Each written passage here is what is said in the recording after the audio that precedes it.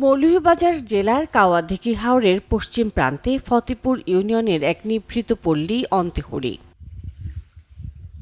বর্ষায় হাওরের কোলঘেঁষায় গ্রামটি জলমগ্ন থাকে, ফলে বিভিন্ন স্থান থেকে পর্যটক ও দর্শনার্থী ঘুরতে আসেন। স্বচ্ছ পানি নেমে আমরা এখন এখানে খেলতেছি, সাঁতার কাটছি, গোসল করছি, খুব ভালো লাগছে। শহরের কাছে একটা হাওরের ভিতরে এইভাবে এসে শরীরকে শীতল করেন, এটা আসলে সৌভাগ্যের ব্যাপার। সব এলাকায় এরকম হাওর হয় না, তো এটাকে আসলে সরকারিভাবে যদি আরো একটু পৃষ্ঠপোষকতা করা হয় তাহলে আমার মনে হয় এটা খুব বড় পর্যটন স্পট হিসাবে এটা পরিচিতি পাবে। 2018 সালে এই গ্রামটিকে সরকারিভাবে পর্যটন কেন্দ্র ঘোষণা করা হয়। নামকরণ করা হয় জলের গ্রাম অন্তেহুড়ি। এইটা মৌলভীবাজার শহর থেকে 15 কিলোমিটারের মতো দূরত্বে অবস্থিত। তো এত অল্প দূরত্বে আসাটাও যেমন সহজ, প্রকৃতির যে অপরূপ সৌন্দর্য সেটা উপলব্ধি করা সহজ।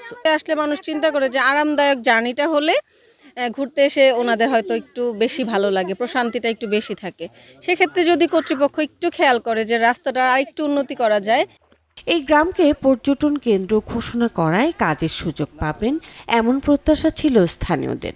অনেক পানি, অনেক মানুষ ইয়া তারা হাওর দেখে, গাছগাছালি দেখে, মাছ টাছ মানুষে মারে ওটা দেখে। এই বছরে পানি না হওয়ার কারণে অনেক মানুষ কম হয়, মনে হয় 3 ভাগের 1 ভাগ আইতাছে।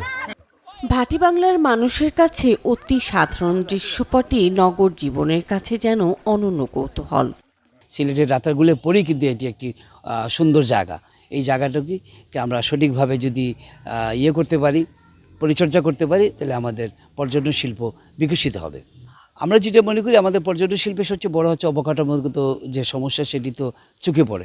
আমার মনে হয় এখানে রাস্তাঘাট যদি আমরা করতে পারি, এখানে রাস্তাঘাটের যথেষ্ট বেহাল অবস্থা, রাস্তাঘাটের সংস্কার প্রয়োজন এবং যোগাযোগ ব্যবস্থা যত উন্নত হবে সেই জায়গাটি তত বেশি মানুষের কাছে আরও বেশি লোকেটিভ হবে।